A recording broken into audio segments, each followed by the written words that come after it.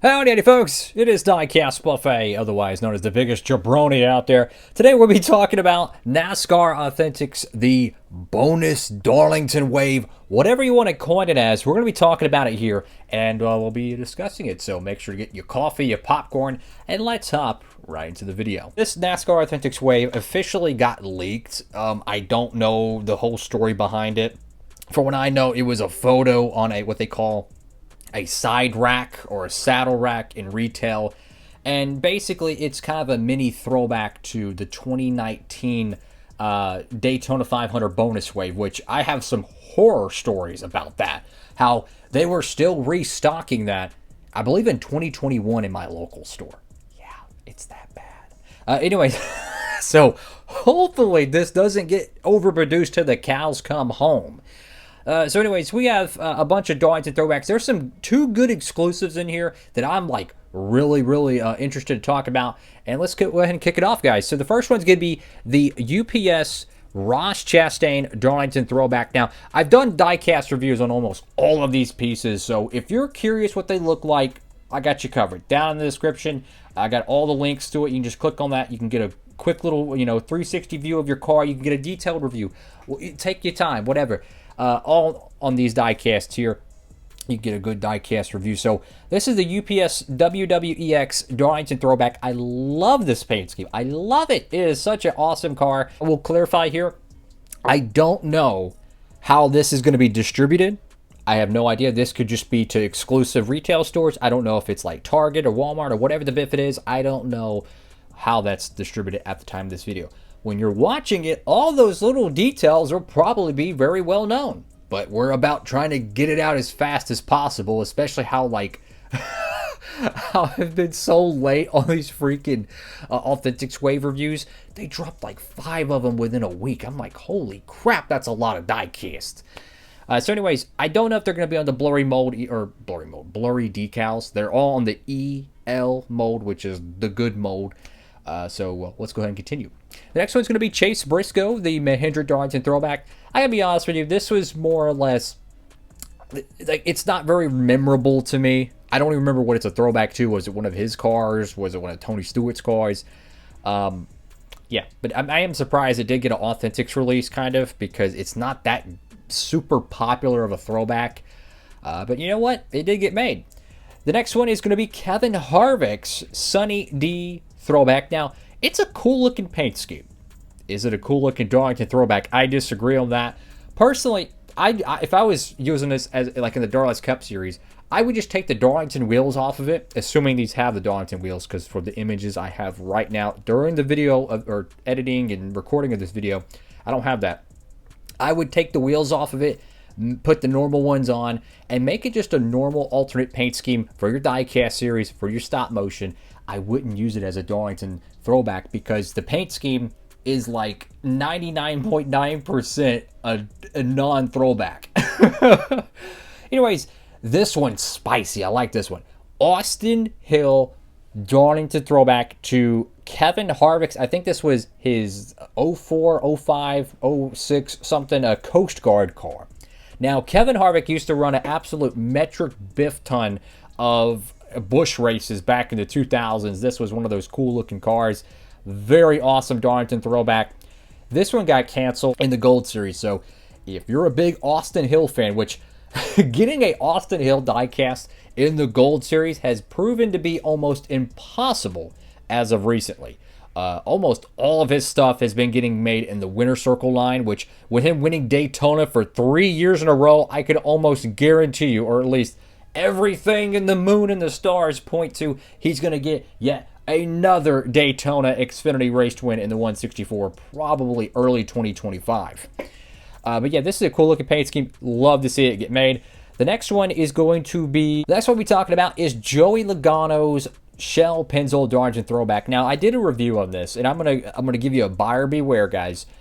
The paint scheme itself looks fantastic, but the execution to how they were manufacturing it in the Gold Series, I was not pleased with. There was a lot of, like, the car was painted blue, right? Well, there's red, white, and blue.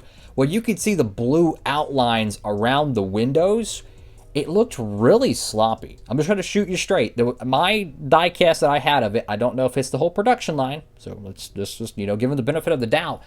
But there was a lot of issues on that car. A lot of decals torn, a lot of bubbles. The blue outlining, it can be fixed if you customize things. You can paint things. But my point is, temper your expectations with that car. If it's not in the blurry decal mode, it still might have a lot of issues. Just keeping it real on that.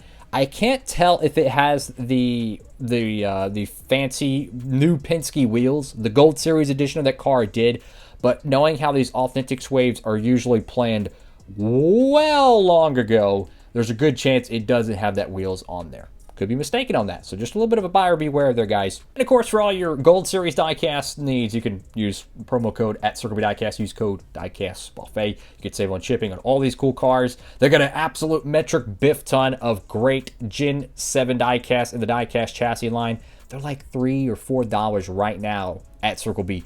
Go crazy.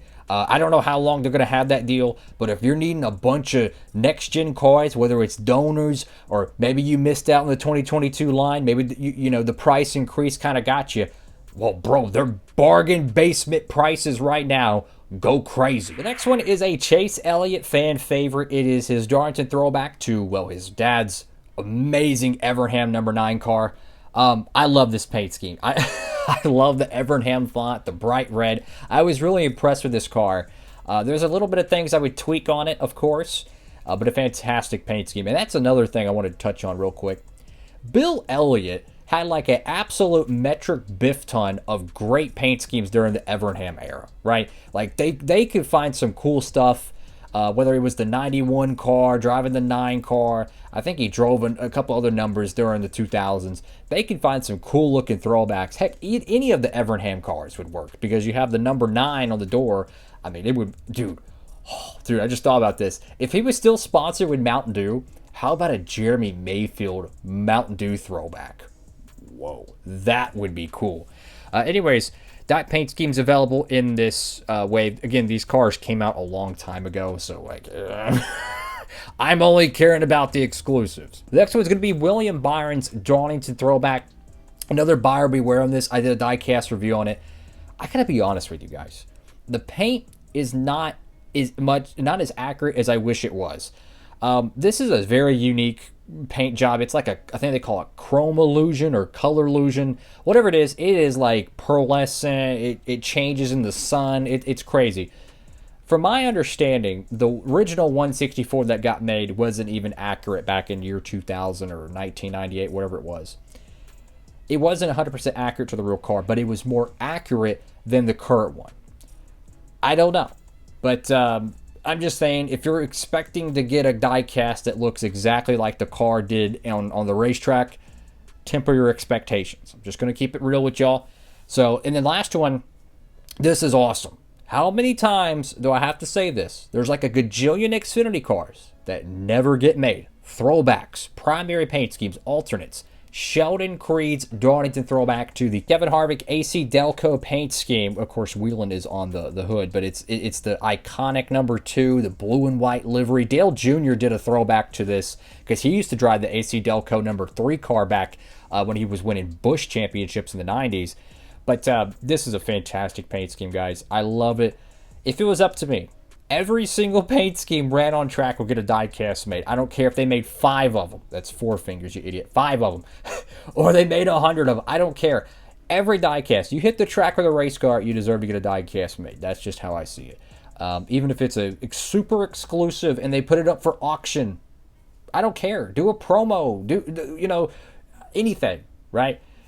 I think it's so cool to see more of these exclusive diecasts. So my honest opinion is if you see these cars, go for the 2 Childress throwbacks. Get them. They're exclusive. Everything else, I'm just going to shoot you straight. Yeah, these are $5 right now. You wait till Black Friday this year, you're probably going to be able to get the Gold Series edition of this car, die-cast chassis or plastic chassis for most of these, for probably the same price. So take your pick. Do you want them now?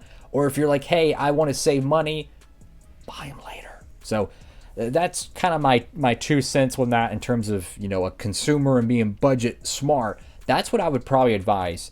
some of these cars, you could get the upgraded quality versions with it. But man, I'm telling you, I'm curious. Is this considered Wave 12, or is this just a out of the bloom bonus wave? I understand Wave 11 is considered the final wave of 2023, so I guess we can unofficially call this Wave 12. But I think we're going to see possibly some big changes for 2024 in terms of the Authentics line. I hope not.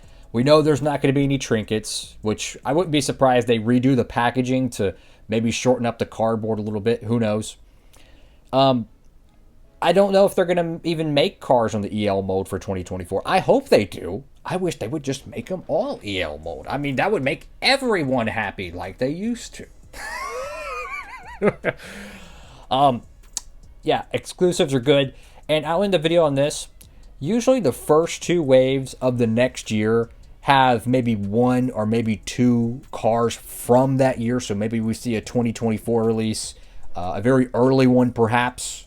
But the odds are you're probably going to see a bunch of 2023s. Hopefully, they're exclusive, and hopefully they're not on the J mode. That's all for now, guys. Make sure to like, comment, and subscribe. Have a blessed one, everybody. Comment down below what y'all think about this diecast wave, and hope to see you in the next video. Diecast Buffet, signing off.